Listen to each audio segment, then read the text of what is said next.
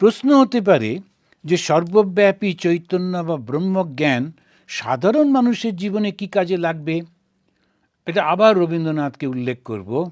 তা তিনি বলছেন যে ওই যে ব্রহ্মজ্ঞান, সর্বভূতে সে ঈশ্বর রয়েছেন, চৈতন্য রয়েছেন, সেটিকে এত সুন্দর করে তিনি বর্ণনা করছেন। রবীন্দ্রনাথ বলছেন যে প্রত্যেকটি প্রাণী আমাদের যে লোক ভারতবর্ষে, তার জীবনের মধ্যে সেটিকে দেওয়া হচ্ছে কীরকমভাবে।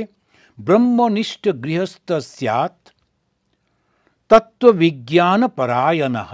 রবীন্দ্রনাথ বলছেন যে আমাদের দেশে, ভারতবর্ষে যে গৃহস্থ হবে, সে কীরকম হবে? সে ব্রহ্মনিষ্ঠ হবে, সদা সর্বদা ধর্মকে ধরে থাকবে। ব্রহ্মনিষ্ঠ গৃহস্থ স্যাৎ তত্ত্ববিজ্ঞান পরায়ণ, এবং তার সমস্ত জীবনে যাই করুক না কেন, জ্ঞান চর্চা, আমি কে, আমি কোথা থেকে এলাম, কোথায় আমি যাব, এই প্রশ্নগুলির চর্চা এবং জানবার বাসনা সে কখনো ত্যাগ করবে না।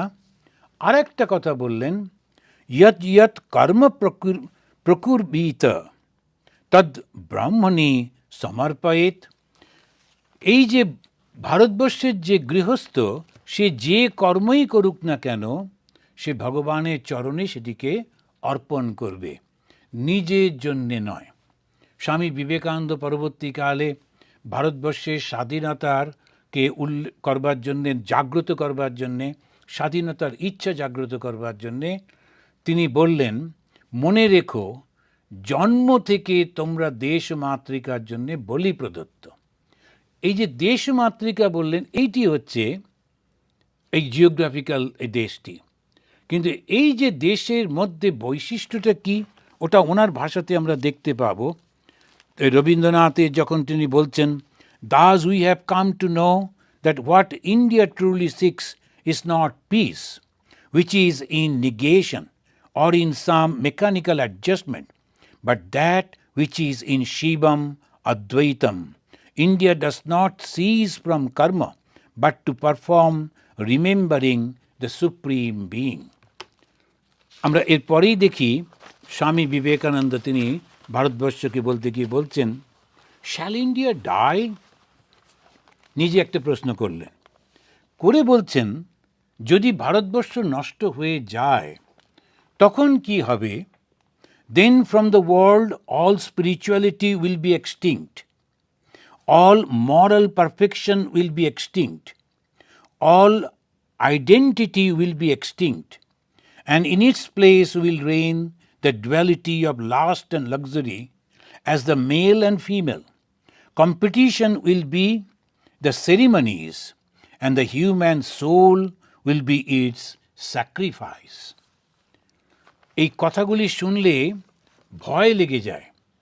এ ভারতবর্ষ, সে যদি তার নিজের স্বকীয়তা হারিয়ে ফেলে এবং সে যদি শুধু ভোগের দিকে যায়, তখন সে একটা ভয়ঙ্কর অবস্থার মধ্যে পৌঁছবে। সেই লক্ষ্যটা হচ্ছে নিজের যে আত্মা, তাকে শুধু বলি দিয়ে দেবে। যখন দেশ থেকে নানান রকমের কথাগুলি শুনি, তখন সত্যি ভয় লাগে। তা এই কারণেই এই বিষয়টা নিয়ে একটু আলোচনার প্রয়োজন। স্বামীজি যে ভারতবর্ষকে ভালোবাসতে বললেন, এই ভারতবর্ষ হচ্ছে তার সত্যিকারের আত্মা। এটাকে যদি আমরা বুঝতে না পারি, আমরা যদি শুধু মনে করি যে বড় বড় বাড়ি, গাড়ি এবং অন্য ভালো করে থাকা, এটাই জীবন বর্তমানের, গ্রামে গ্রামে চতুর্দিকে, সেটা যখন আমি ভারতবর্ষে গেছি গত বছর দেখি ভয় লেগে যায়। সে সহজ সরল জীবনটাই নেই। সবাই মিলে কম্পিটিশনে নেমেছে কি করে টাকা রোজগার করব। তো ভারতবর্ষে এই সম্পর্কে স্বামীজি বললেন। আর সত্যিকারে কি ভারতবর্ষ মারা যাবে? ধর্মহীন ভারতবর্ষের এই ভয়াবহ চিত্র বর্ণনা করে স্বামীজি বলছেন, such a thing can never be. Swami Vivekananda যেহেতু তিনি দৃষ্টি দিয়ে দেখতে পেতেন, তো তিনি বলছেন ভারতবর্ষে এটা কখনো হবে না, তা কখনো হবে না। কেন? ভারতবর্ষের উদারতা, ভারতবর্ষের ভালোবাসা, the power of love is infinitely of greater potency than the power of hatred. এই ভারতবর্ষ সম্পর্কে এটা একটা অসাধারণ স্বামীজি বললেন, দৃষ্টিতে ভারতবর্ষ কখনোই নষ্ট হবে না। তিনি যখন আমেরিকা, ইউরোপ এসব ঘুরে প্রথম যখন ভারতবর্ষে গিয়ে পৌঁছলেন, তাঁর সেই প্রথম বক্তৃতা যখন তিনি দিচ্ছেন, lectures from Colombo to Almora, এই বইটাতে রয়েছে যে তিনি তখন বলছেন, today I stand here to say with the conviction of truth. প্রথম লাইনটা দেখুন, আমি আজকে ভারতবর্ষের মাটিতে দাঁড়িয়ে এবং with the conviction of truth, আমি সত্যকে জেনে যেটা আমি বলতে চাই, if there is any land on this earth that can lay claim to be the blessed পুণ্য ভূমি, holy land, to be the land to which all souls on this earth must come to account. For karma, the land to which every soul that is wending its way Godward must come to attain its last home, the land where humanity has attained its highest, towards gentleness, towards generosity, towards purity, towards calmness, and above all, the land of introspection, the land of spirituality, it is India. এটা কি অদ্ভুত ধরনের ভারতবর্ষকে যেটা যে দৃষ্টিতে আমরা দেখি সেইটা সম্পূর্ণ পাল্টে যাচ্ছে। স্বামীজিকে সেই কারণে মানে জানতে হয়, তা না হলে আমরা বুঝতে পারবো না। বিবেকানন্দ ভারতবর্ষকে ভালোবেসেছিলেন, সেই জন্য যখন তিনি ওই ভারতবর্ষ সম্পর্কে বলতেন, এই ভালোবাসাটা প্রকাশ পেত এবং তাঁর সেই ভালোবাসাটা এই আমেরিকার এবং ইংল্যান্ডের বহু মানুষের মনকে স্পর্শ করেছিল। নইলে যদি আমরা ভাবলে অবাক লাগে, ইংল্যান্ডের থেকে লোকেরা সমস্ত ঘর বাড়ি বিক্রি করে, সমস্ত সম্পত্তি বিক্রি করে টাকা নিয়ে স্বামীজির সঙ্গে চলে যাচ্ছেন, ভারতবর্ষে থাকবেন, ভারতকে সেবা করবেন বলে। আর কেই সেই মানুষটি? যিনি ব্রিটিশের সৈন্যবাহিনীতে ছিলেন, দ্য ক্যাপ্টেন সেভিয়ার। তিনি ব্রিটিশ সৈন্যবাহিনীর ক্যাপ্টেন ছিলেন। আর সেই ক্যাপ্টেন সেভিয়ার তিনি তার সমস্ত সম্পত্তি বিক্রি করে তা মিস্টার অ্যান্ড মিসেস সেভিয়ার ভারতবর্ষে চলে গেলেন। স্বামীজি বললেন, তোমরা কলকাতার গরমে থাকতে পারবে না, হিমালয়ের মধ্যে গিয়ে থাকো। ওরা হিমালয়ে গিয়ে থাকতেন, অ্যান্ড তারপরে ওইখানেই জমি কিনে এই একটা বেদান্ত আশ্রম করা হয়েছিল, যেটা এখন বিখ্যাত Mayavati. Captain and Mrs Sevier তারা তৈরি করেছিলেন। এখন ভেবে দেখুন তো, তখন ব্রিটিশ যুগ, আর একজন ব্রিটিশ সৈন্যবাহিনীর অফিসার তিনি ওই ব্রিটিশদের মধ্যে গিয়ে একজন ভারতীয়কে প্রণাম করছেন, তার পায়ে মাথা রেখে প্রণাম করছেন। তার স্ত্রী, তিনি তার জন্য সমস্ত কিছু রান্না করে দিচ্ছেন, ঘর পরিষ্কার করে দিচ্ছেন, তাকে সেবা করবার জন্যে ব্যস্ত হয়ে রয়েছেন। কেমন করে এটা সম্ভব হয়েছিল? স্বামীজি ওদের মনের মধ্যে এই সত্যিকারের ভারতবর্ষটাকে দেখিয়েছিলেন, রাজনৈতিক ভারতবর্ষ নয়। এই যে ভারতবর্ষ, সেটা চিরন্তন Bharatvarsha. From India have started the founders of religions from the most ancient time, deluging the earth again and again with the pure and perennial water of spirituality. Hence, from India have proceeded the tidal waves of philosophy that has covered the earth east, west, north, south. From India must start the wave which will spiritualize the material civilization of the world. Believe me, my friends, this is going to be. তারপরেই বললেন, এবার কেন্দ্র ভারতবর্ষ। তিনি অতীতকে স্মরণ করে বললেন, এই দেশটা থেকেই সমস্ত ভারতবর্ষে থেকে যে আধ্যাত্মিকতা ছড়িয়ে পড়েছিল সারা পৃথিবী জুড়ে, এবং আবার বিশ্বাস করো, আবার সেইটি হবে। এই ভারতবর্ষ যখনই পৃথিবীর সঙ্গে সংযুক্ত হয়েছে, যে গিফটটা ভারতবর্ষ দিয়েছে সেটা হলো আধ্যাত্মিকতা। সেই আধ্যাত্মিকতা আবার ভারতবর্ষ দেবে। Believe me my friends, this is going to be এবার কেন্দ্র ভারতবর্ষ। আমার সে মনে পড়ে ছোটোবেলায় আমরা স্কুলে গাইতাম, সবাই গাইতাম এবং গায়ে খুব কাঁটা দিত, খুব আনন্দ লাগতো। বলো বলো বলো সবে, শত বিনা বেনু রবে, ভারত আবার জগৎ সবায় শ্রেষ্ঠ আসন লবে। কিন্তু কেমন করে স্বামীজিকে না বুঝতে পারবো না, স্বামীজিকে ফলো না করলে পারবো না। স্বামীজি হচ্ছেন সেই কনডেন্সড ইন্ডিয়া। প্রফেসর ম্যাক্স মুলার একবার রবীন্দ্রনাথের কাছে ভারতবর্ষ সম্পর্কে জানতে চেয়েছিলেন। এ কবি তাকে বলেছিলেন, if you like to know India, read Vivekananda. In him everything is positive and nothing negative. এই ভারতবর্ষকে যদি জানতে হয় তাহলে একমাত্র বিবেকানন্দকে বুঝতে হবে, বিবেকানন্দকে জানতে হবে, কেননা তার মধ্যেই রয়েছে সেই গুণটি যেখানে কোনো নেগেটিভ নেই, সমস্ত কিছু পজিটিভ। এই বিবেকানন্দের পরে আগে বলবার আগেই একটা দেখি, এটা তো আমরা আমাদেরই কথা বলছি, বিবেকানন্দ বলছেন, রবীন্দ্রনাথ বলছেন, অন্যরা কি বলছে? যীশু খ্রিস্টের জন্মের 400 বছর আগে গ্রিক পণ্ডিত মেগাস্থেনেস তিনি মৌর্য রাজ্যে এসেছিলেন, পাটলিপুত্রে, যেটা এখন পাটনা। তাঁর লেখায় ভারতের যে ছবি দেখি এক কথায় অসাধারণ।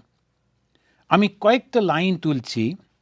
All Indians are free and none of them is a slave. আসছেন গ্রিক থেকে, ওদের ওখানে স্লেভ থাকতো। আমরা জানি সেই সময় যে তারা ওই বিভিন্ন জায়গায় যেত, যুদ্ধ করত, বন্দি করত, আর ওই স্লেভগুলো নিয়ে আসতো। সেই দেশ থেকে যখন ভারতবর্ষে বেড়াতে এলেন তখন দেখলেন রাজা, পণ্ডিত, সাধারণ মানুষ সবাই কত ফ্রি, কত খোলামেলা। তাই উনি অবাক হয়ে প্রথম যে শব্দটি তিনি লিখলেন তার ডায়েরিতে, all Indians are free and none of them is a slave. They fare happily, that is because of their spirituality and simplicity. They love beauty. Indians respect virtue and truth. এটা আমাদের হচ্ছে Indian respect, virtue and truth. এখন আমাদের সমাজের দিকে তাকালে নিজেদেরই লজ্জা হয়, কোথায় হারিয়ে গেল এটা। কিছুদিন আগেই আমাদেরই বাবা, আমাদেরই ঠাকুরদাদা, তারা মারা যাবার সময় ভগবানের নাম করবার আগে তার ছেলেকে বা কাউকে ডেকে বলতেন যে দেখো, আমি অমুকের কাছ থেকে 5টা টাকা নিয়েছিলাম, আমার ধার আছে, ওটা কিন্তু শোধ করে দিও, তা না হলে আমার আত্মা মুক্তি পাবে না। তো এই যে সততা ছিল ভারতবর্ষের মানুষের মধ্যে কিছুদিন আগে, কোথায় হারিয়ে গেল? কেন হারিয়ে গেল? কি করে সেটা আমরা ফেরত পাব? ওই সততা যদি না থাকে তাহলে যে মানুষগুলো থাকে তারা মানুষের শরীরে পশু ছাড়া তো আর কিছু না।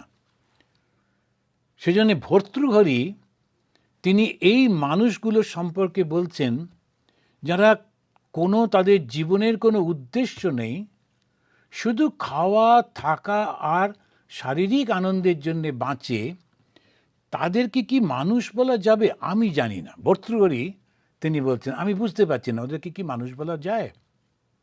স্বামীজিও সেই কথাই বলছেন।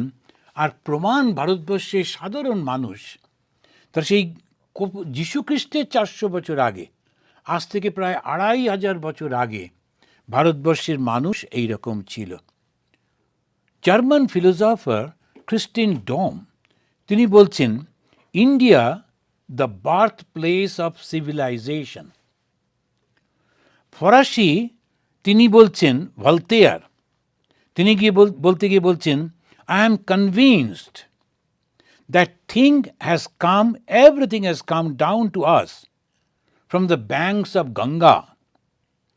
Astronomy, astrology, metaphysics, all. Swamiji ভারতবর্ষকে দেশ হিসেবে দেখছেন না, তিনি দেখছেন দেবতা হিসেবে। তাই তাকে ভালোবাসতে বলছেন। মাই ইন্ডিয়া, মাই কান্ট্রি, এইটি তিনি বলছেন।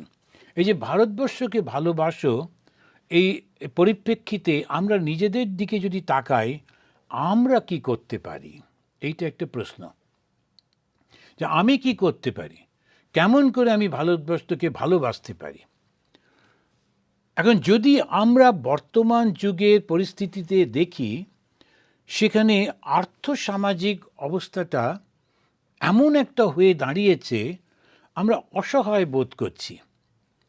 ভারতবর্ষে যদি লক্ষ্য করে দেখা যায়, ওরা হিমালয়কে দেবতা বলে, সমুদ্রকেও দেবতা বলে।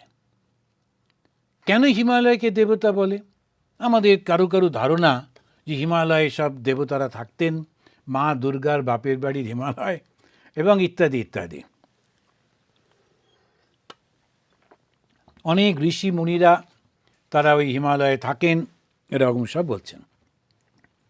তো ঠিকই, ওরা এখনও থাকেন, কিন্তু আসল কারণটা কি জানলে অবাক লাগবে।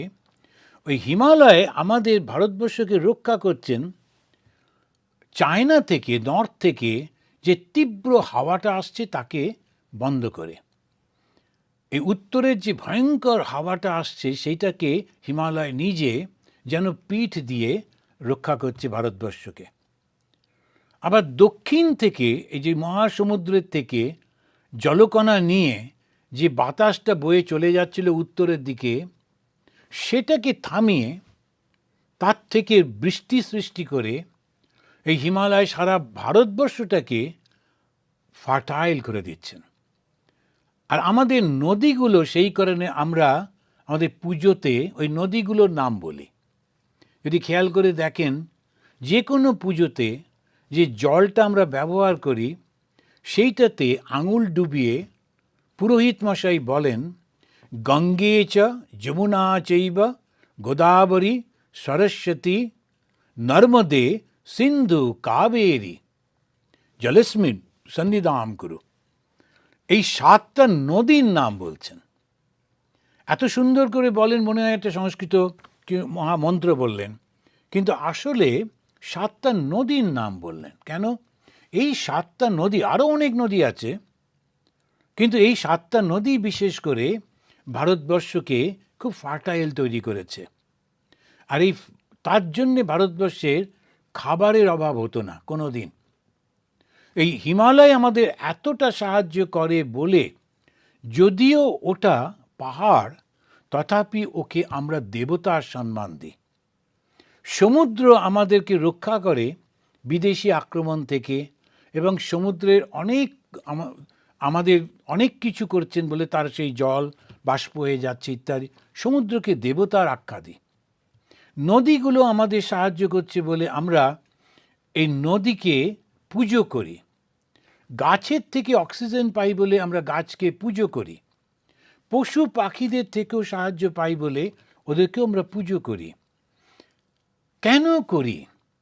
কেন? কৃতজ্ঞতা। তা মানুষ যদি কৃতজ্ঞ না হয়, সে মানুষ থাকে না। কেউ যদি আমাদের একটু সাহায্য করেছে, ওটা মনে রাখা উচিত এবং কৃতজ্ঞ থাকা উচিত। এই ভারতবর্ষের প্রথম শিক্ষা। এই শিক্ষাটার উপরে এত জোর দেওয়া হচ্ছে, জ্ঞানের উপরে এত জোর দেওয়া হচ্ছে, যতই টাকা পয়সা থাক, যদি তার শিক্ষা না থাকে, সংস্কৃতি না থাকে, ভারতবর্ষ তাকে ভালো চোখে দেখে না, সম্মানের চোখে দেখে না। হ্যাঁ, অনেক খুবই বড়লোক বটে বলে সরে যায়। কিন্তু যার শিক্ষা আছে, সংস্কৃতি আছে, সে সাধারণ মানুষ হলেও তাকে খুব মর্যাদা দিয়ে দেখে। এইটাই হচ্ছে ভারতের। কেন না, শিক্ষাটার উপরে এত জোর দেওয়া হচ্ছে। ভারতবর্ষের যে খুব পপুলার দেবী, তিনি হচ্ছেন দুর্গা। দুর্গা শব্দটা এলো দুর্গম বলে একজন অসুরকে তিনি বধ করেছিলেন। কি করেছিল সেই অসুর? ওই অসুরটি পড়াশুনো বন্ধ করে দিয়েছিল। ও দেবতাদেরকে হারিয়ে রাজ্য দখল করে যেটা করেছিল সেটা হচ্ছে কাউকে পড়তে দেবে না। তার ফলটা কি?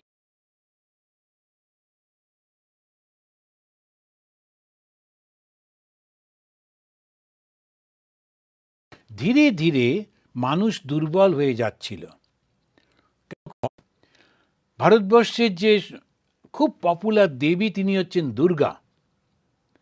দুর্গা শব্দটা এলো দুর্গম বলে একজন অসুরকে তিনি বধ করেছিলেন। কি করেছিল সেই অসুর? ওই অসুরটি পড়াশুনো বন্ধ করে দিয়েছিল। ও দেবতাদেরকে হারিয়ে রাজ্য দখল করে যেটা করেছিল সেটা হচ্ছে কাউকে পড়তে দেবে না। তার ফলটা কি হয়েছিল? ধীরে ধীরে মানুষ দুর্বল হয়ে যাচ্ছিল। কেননা বুদ্ধি না থাকলে, জ্ঞান না থাকলে সে তো দুর্বল হবেই। আর প্রচণ্ড গায়ের শক্তি, কিন্তু জ্ঞান নেই, তাকে খুব সহজে কন্ট্রোল করা যায়। সেই জন্য সমস্ত টাইরান্ট রাজারা সেটাই করেন। তা দুর্গম যখন এরকম করলো, তখন কিছুদিন পর ব্রাহ্মণেরা তারা গিয়ে, দেবতারা তারা গিয়ে যখন শিবকে বললেন, শিব বললেন আমার শক্তিকে গিয়ে কথা বলো। মা দুর্গা দুটো জিনিস করলেন। প্রথম হচ্ছে ওদেরকে খেতে দিলেন। যখন খেতে না দিলে, শক্তি না হলে তখন কোনো কিছু করতে পারবে না। যেমন ঠাকুরের কথায়, শ্রীরামকৃষ্ণদেবের কথায়, খালি পেটে ধর্ম হয় না। তাই প্রথম হচ্ছে ইকোনমিটা ডেভেলপ করতে হবে। তো ইকোনমিটা ডেভেলপ করবার পর যখন সে স্থিতি হলো, তখন তিনি গিয়ে দুর্গমকে পরাজিত করে আবার সবার মধ্যে সেই জ্ঞানের আলোটা আনলেন। তা ভারতবর্ষের শক্তি কি? জ্ঞান। এই জ্ঞানটা চূড়ান্ত অবস্থায় যখন পৌঁছয়, সেই জ্ঞান আমাদের শেখায় যে প্রত্যেকটি প্রাণীর মধ্যে ওই চৈতন্য রয়েছে। প্রতিটি প্রাণীতে চৈতন্য। এই জ্ঞানটাই আমাদের বেদ সৃষ্টি করেছে। তা বেদ অর্থাৎ জ্ঞান, জ্ঞানের ভিত্তিতে হিন্দু ধর্ম, আর হিন্দু ধর্মটাই হচ্ছে আমাদের সমাজ। ধর্ম ছাড়া আমাদের সমাজ নেই। কিন্তু এই ধর্মটা আমাদেরকে ন্যারো মাইন্ডেড করছে না, উদার করছে। সেই কারণেই স্বামীজি বলছেন ভারতবর্ষকে ভালোবাসো মানে ভারতবর্ষের ইতিহাসটাকে জানতে হবে, ভারতবর্ষের ফিলোসফিটাকে জানতে হবে। যদি খেয়াল করে দেখেন, যে কোনো দেশের ধর্ম সেটা নির্ভর করে সেই দেশের অর্থসামাজিক অবস্থার উপর, ইকোনমিক্যাল অ্যান্ড সোশ্যাল কন্ডিশনের উপর। ভারতবর্ষে যেহেতু অর্থনীতির দিক দিয়ে অনেক উন্নত ছিল, তাই আমরা কখনো বলিনি যে আমরা স্বর্গে যাব। ভারতবর্ষ স্বর্গ নিয়ে চিন্তা করে না, বরং স্বর্গটাকে বলে ওটা মাঝপথে পড়ছে। এই যে ভারতবর্ষ, এই যে কর্মে, যেটা একটু আগে স্বামীজির কথা আমরা পড়লাম, স্বামীজি বলছেন যদি কেউ মুক্তি পেতে চায় তাহলে এই দেশে জন্মগ্রহণ করতে হবে, এই পৃথিবীতে তাকে আসতেই হবে। আর পৃথিবীর মধ্যেই ভারতবর্ষ, কেননা সেখানে কর্মের উপরে জোর দিচ্ছে। সেই কর্মটা আমরা কি করে করি? তিনটে ভাবে করি।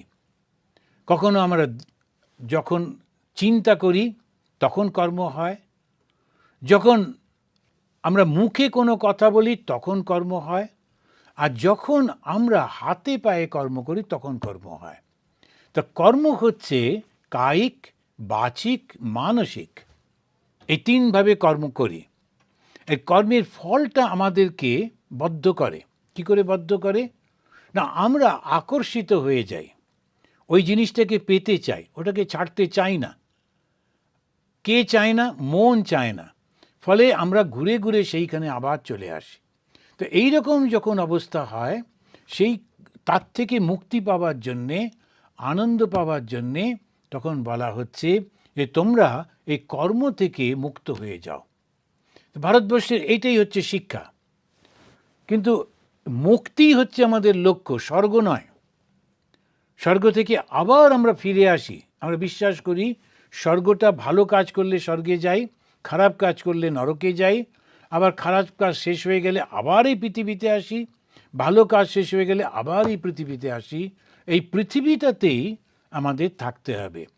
তো এই ভারতবর্ষকে যখন আমরা ভালোবাসতে বলছেন স্বামীজি, তখন এই ফিলোসফিটাকে ভালোবাসতে বলছেন। কিন্তু ফিলোসফির সঙ্গে সঙ্গে আর একটা জিনিস রয়েছে, সেটা হচ্ছে ভারতের অর্থনীতি। যদি আমরা প্রত্যেকটা মানুষকে স্বাস্থ্য, শিক্ষা এবং অর্থের দিক দিয়ে দাঁড় করাতে না পারি, তাহলে সেই মানুষটি কখনোই আরও উচ্চ চিন্তা করতে পারবে না। তার মনের মধ্যে থাকবে কেমন করে দুটো রুটি পাবো, কেমন করে একটু টাকা রোজগার করব। আর সারাক্ষণ যখন ভোগের গল্প বলা হয়, তখন খুব ভয়ঙ্কর অবস্থা হয়ে যায়। আমি মাঝে মাঝে অনেক জায়গায় বলি, অনেককে বলি নিজেদের মধ্যে, একটি মুভি খুব নাম করেছে, প্রচুর নাকি তার টাকা রোজগার করেছে মুভিটা করে। কিন্তু মুভিটা একটু দেখে আমি দেখলাম যে সেখানে একজন খলনায়ক, ভিলেন, সে গাছ কেটে কেটে বিক্রি করছে, প্রচুর মানুষ টানুষ মারছে টারছে, সব ঠিকই আছে, তাকে নায়ক করে দিয়েছে। আর যে পুলিশ অফিসারটা নিজের কর্তব্য পালন করছে, যে ওকে ধরবার চেষ্টা করছে, তাকে একেবারে বাফন বানিয়ে দিল। মুভির মধ্যে সে যেন একটা হাস্যকৌতুক চরিত্র হয়ে দাঁড়ালো। অত বড় পুলিশ অফিসার, সে তার কর্তব্য পালন করছে, সে গিয়ে যারা চুরি করছে তাদেরকে ধরবার চেষ্টা করছে, সে ল এনফোর্সমেন্টের লোকটিকে একেবারে ভিলেন বানিয়ে, আর যে সত্যিকারের ভিলেন গাছ কেটে চুরি করে পয়সা রোজগার করছে, তাকে হিরো। আর দেশ একদম হাততালি দিচ্ছে। এই সমাজ কারোর মাথায় এলো না যে কি আমরা প্রমোট করছি। এই ভারতবর্ষের কথা কিন্তু স্বামীজি বলেননি। এত বোকা মানুষের কথা ভারতবর্ষে আমরা ভাবতে পারি না। একটা লোক লিখলো না, একটা লোক প্রতিবাদ করলো না, এবং প্রত্যেকে হাততালি দিল। কিন্তু কি শিক্ষাটা পেলাম? যে কোনো জিনিস হোক, কেউ একটা কবিতা লিখুক, কেউ একটা গল্প লিখুক, কেউ একটা মুভি তৈরি করুক, সিনেমা তৈরি করুক, প্রত্যেকটার পেছনে একটা শিক্ষা তো থাকবে। সে নিজে নিজে ওইটা গল্পটা লিখে পড়লো, পড়ে পড়ে স্বপ্ন দেখছে, ওতে আমাদের আপত্তি নেই।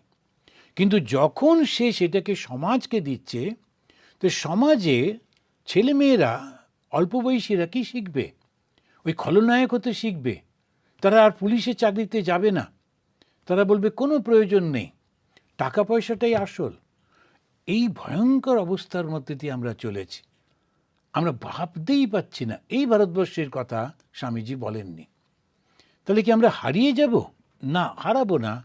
তার মূল কারণ হচ্ছে স্বামী বিবেকানন্দের ওই কথাটা, এবার কেন্দ্র ভারতবর্ষ। সেই জন্যে আমি দেখি বিভিন্ন জায়গায় খুব স্বামীজিকে নিয়ে, ঠাকুরকে, মাকে নিয়ে বা বেদান্ত নিয়ে আলোচনা হচ্ছে। কিছু তো লোকে না বুঝে করতেই থাকে, কিন্তু একটু তো হচ্ছে। চতুর্দিকে একটা জিজ্ঞাসা জেগেছে যে এর মধ্যে কি আছে। ওই জন্য এই টপিকটাকে আমি প্রথম শুরু করব ভারতবর্ষে, আর তাও বোম্বেতে, লাভ ইন্ডিয়া। তো এই ভারতবর্ষ শুধু, হ্যাঁ অবশ্য ভারতবর্ষের আমাদের এখন যে দেশ এবং জিওগ্রাফি, সেটাকে তো আমরা অবশ্যই ভালোবাসবো। ভারতবর্ষের সমাজকে, প্রকৃতিকে তো ভালোবাসবো। কিন্তু ভারতবর্ষকে ভালোবাসার আসল কারণ হচ্ছে ভারতবর্ষের এই সনাতন চরিত্রটা। এই সনাতন চরিত্র আমাদের কি অদ্ভুতভাবে শেখায়, স্বর্গ নয়, মুক্তি হচ্ছে আমাদের আসল লক্ষ্য। আর সেই মুক্তিটা কি দিতে পারে? আমাদের আনন্দ দিতে পারে। কেন আনন্দ দেবে? কেননা আনন্দই আমাদের গোল, আমাদের লক্ষ্য। আনন্দ থেকেই আমাদের শুরু হয়েছে, সৃষ্টি হয়েছে। আনন্দেব, সমস্ত আনন্দ থেকেই ইমানি ভূতানি জায়ন্তে। এই সমস্ত প্রাণগুলো, এই সমস্ত প্রাণীগুলো আনন্দ থেকে এসেছে। তাই আমরা শুধু আনন্দ খুঁজে বেড়াচ্ছি, কিন্তু ভুল জায়গায় খুঁজছি। মনে করছি খাবার মধ্যে, মনে করছি ভালো থাকার মধ্যে, মনে করছি নানান এইটার মধ্যে ওটার মধ্যে। এইটা ভুল হয়ে যাচ্ছে। তাই বিবেকানন্দের পতাকাটা নিয়ে, বিবেকানন্দের আলোটাকে নিয়ে বিভিন্ন জায়গায় যে যেখানে আমরা আছি, যতটুকু সাধ্য এটার মধ্যে একটু চেষ্টা করতে হবে, ছড়িয়ে দিতে হবে। আর তার পেছনে স্বামীজির শক্তি কাজ করবেই করবে। স্বামী বিবেকানন্দ বলছেন যে আমার কাজ করবে, আমার শক্তি তার মধ্যে প্রবেশ করবে। আর বিবেকানন্দের শক্তি মানে শিবের শক্তি। এই শিবের শক্তি, সেটাতে কি অসপিশিয়াসনেস, এই পবিত্রতা, সেটি হচ্ছে শক্তি। তা আমরা কি করব? প্রথম যেটি করতে হবে, নিঃশ্রেয়সা, এটা হচ্ছে আমাদের আধ্যাত্মিক জ্ঞান। আর সেইটি সঙ্গে সঙ্গে আবার একটু ইকোনমিক্যালি ডেভেলপ করবার চেষ্টা করা। আমরা যে যেখানে আছি যতটুকুভাবে সম্ভব চেষ্টা করতে হবে সবাই মিলে একত্রিত হয়ে খানিকটা সাহায্য করা। আমরা গিয়ে একটা গ্রামে যত স্কুল আছে সেগুলো সব যদি রং করিয়ে দিই, সেখানে যদি ভালো ল্যাবরেটরি একটু বানিয়ে দিই, সেখানে যদি লাইব্রেরি বানিয়ে দিই, যদি সুন্দর করে টিচার্স কমন রুম করে দিই, কেননা শিক্ষার উপরেই সব কিছু নির্ভর করছে। আর সেই টিচার যারা ওখানে পড়াচ্ছেন তাদের সঙ্গে কথা বলে তাদের মধ্যে আত্মবিশ্বাস যদি জাগিয়ে তুলতে পারি যে তুমি একটা বিরাট কাজ করছো, যেটা তুমি হয়তো জানো না, সেটা হচ্ছে মানুষ তৈরি করছো। যারা ওই গাড়ি তৈরি করে, যারা প্লেন তৈরি করে কারখানায়, বা যারা অন্যান্য কোনো কিছু তৈরি করছে, তারা কীরকম সেজে গুজে সুন্দরভাবে থাকে, কীরকম একেবারে আমি এইখানে কাজ করি বলে বলে। আর তুমি তো মানুষ তৈরি করছো। শিক্ষক হচ্ছে মানুষ তৈরির আসল যন্ত্র। সে তার মধ্যে যদি কনফিডেন্স না থাকে, সম্মান না থাকে, আত্মবিশ্বাস এবং আত্মশ্রদ্ধা না থাকে, ও কি করে তৈরি করবে? এইটা যদি তাকে বলা যেতে পারে, কিভাবে সেটা দেখতে হবে। তাই লাভ ইন্ডিয়া যখন স্বামীজি ডাক দিলেন, শুধু ওই যে তিনি ম্যাকলাউডকে বললেন তা না, তিনি আমাদের সবাইকে বললেন। স্বামীজি যখন বললেন লাভ ইন্ডিয়া, একটি মেয়ে সে লন্ডন থেকে চলে গেল ভারতবর্ষে, আরেকটি তারই মতো অল্প একই বয়সী, সে এই আমাদের আমেরিকার ডেট্রয়েটের থেকে সেও গেল ভারতবর্ষে, কলকাতায়। সিস্টার নিবেদিতা, সিস্টার ক্রিস্টিন, এরা দুজনে কলকাতাতে একসঙ্গে আমাদের মেয়েদের শিক্ষার জন্যে কি অসাধারণ কাজ করেছে। যে প্রথম যে পাথরটা ভাঙা, সেই কাজটা ওরা করেছেন। আমাদের এদেরকে স্মরণ করতে হবে এবং মনে রাখতে হবে না আমরা এদের মতো করে কিছু একটু করব। ইন্ডিভিজুয়ালি চেষ্টা করলে পারবো না, সেই জন্য সংঘবদ্ধভাবে করতে হবে। আর যেই মুহূর্তে চেষ্টা করব আমাদের অতি সাধারণ সামান্য কাজ, সেটি যখন শ্রীরামকৃষ্ণ বিবেকানন্দের আশীর্বাদ পুষ্ট হবে, কারো সাধ্য নেই সেটাকে বন্ধ করে। এই মানুষ ধর্ম নিয়ে পাগল হচ্ছে, কিন্তু ভুলভাবে চলছে। ধর্ম মানে হচ্ছে ভালোবাসা, ধর্ম মানে উদারতা, কিন্তু ক্ষুদ্রতা নয়। শুধুমাত্র আমার করে যদি কেউ ভালোবাসে, তাহলে সেই ক্ষুদ্রতা আমাদেরকে কখনোই শান্তি দিতে পারবে না, যে শান্তির জন্যে আমরা খুঁজে বেড়াচ্ছি। তো যদি সত্যি সত্যি শান্তি চাই, তাহলে আমাদেরকে এই ভারতবর্ষটাকে ভালোবাসতে হবে। এবারে ভারতবর্ষ সম্পর্কে আমাদের দুটো তিনটে জিনিস যদি বলা যায়। এক, এই ভারতবর্ষ একটা চিরন্তনভাবে চলেছে, তার কারণ এই ভারতবর্ষের ওপর ভগবানের একটা কৃপা দৃষ্টি আছে। যখন মুসলিম রাজারা তারা মিডল ইস্ট থেকে আসতে লাগলো, আমার মনে হয় এই মাহমুদ, গজনীর মাহমুদ, তিনি যখন ভারতবর্ষে এলেন, তিনি আমাদের নারকোল গাছগুলো দেখে খুব অবাক হয়ে গেলেন। ভারতবর্ষে এসে, ওরা তো মরুভূমির লোক, নারকোল গাছ তো দেখেনি। এসে নারকোল গাছ দেখে উনি একটা কমেন্ট করেছিলেন, আমি পড়েছি কোনো জায়গায়, এর ঐতিহাসিক রেফারেন্স ঠিক জানি না। তো তিনি বলেছিলেন, अल्लाह हिंदुस्तान का ऊपर इतना ही मेहरबान है, आसमान का ऊपर एक लोटा पानी আর 2 ठो रोटी रख दिया। তিনি বলেছিলেন এই ভারতবর্ষের ওপর ভগবানের এমন কৃপা যে দেখো লক্ষ্য করে আকাশেতে 1 ঘটি জল আর 2টো রুটি রেখে দিয়েছেন। যখন আমরা নারকেলটা কাটি তখন 2টো নারকেলের বেরোয়, তাই বলছেন 2টো রুটি আর থেকে জল পাওয়া যায়। আর কি চাই মানুষের? তাই ওই রুটি আর জল খেয়েই তৃপ্ত হয়ে যাচ্ছে। ভারতবর্ষে একটা লোক না খেয়ে মরত না। স্বামী বিবেকানন্দ বললেন যতদিন না ব্রিটিশ এসেছে ভারতবর্ষ কখনো না খেয়ে মরেনি। কেন না? আমাদের শেখানো হয়েছিল অতিথি দেবো ভব। যে কেউ এসে যদি সামনে দাঁড়ায়, আমি যদি নাও খাই কিন্তু অতিথিকে দিতে হবে। আমি ছোটবেলায় দেখেছি চোখের সামনে যে আমাদের আশেপাশে প্রতিবেশীরা এবং আমাদের বাড়িতেও দুপুরে খাবার আগে একজনকে তো খাওয়াতেই হবে। অতিথি ধরে ধরে আনা হতো। কে কোথায় না খেয়ে আছে গিয়ে, আর পাওয়াও যেত না সবসময় অতিথি কোথায় না খেয়ে আছে। যাকেই বলা হচ্ছে যে আমাদের বাড়িতে এসে খাবেন, বলে না রে আমাদের, এখন অতিথি পাওয়া যেত না। তথাপি এটা একটা ট্র্যাডিশন ছিল যে অতিথিকে ভোজন করিয়ে তারপরে গৃহস্থ ভোজন করবে। এই যে কথাগুলি এখন খুব করে সমাজের মধ্যে আলোচনা করতে হবে, বলতে হবে। এই ট্র্যাডিশনটা অতিথি দেবো ভব। আমাদের যারা শিক্ষক তারা ক্রমে ক্রমে তা হতাশ হয়ে পড়ছেন। কেন হচ্ছেন? এই যে মুভিগুলো, সিনেমাগুলো, তারা খলনায়কদের, ভিলেনদেরকে নায়ক করছে। আর সত্যিকারের যারা নায়ক কত দূর দূরে যায় তারা। হয়তো একটা চটি পরে একটা ছোট্ট ক্লাসরুমের মধ্যে বসে তারা যে অবাক শেখাচ্ছে, তারা জ্ঞানের বাতি জ্বালাচ্ছে, ওদেরকে সম্মান করব না? হঠাৎ করে কাউকে বেছে নিয়ে এসে একটা দিয়ে দিলাম ন্যাশনাল অ্যাওয়ার্ড, ওটাই হয়ে গেল? প্রত্যেকটা জনে জনে আমাদের লেখার মধ্যে দিয়ে, বক্তৃতার মধ্যে দিয়ে, কথার মধ্যে দিয়ে, ব্যবহারের মধ্যে দিয়ে এখন এই যে যে আমাদের জিনিসগুলি একটু করতে পারলে তখন দেখা যাবে ভেতরে একটা আনন্দ আসছে।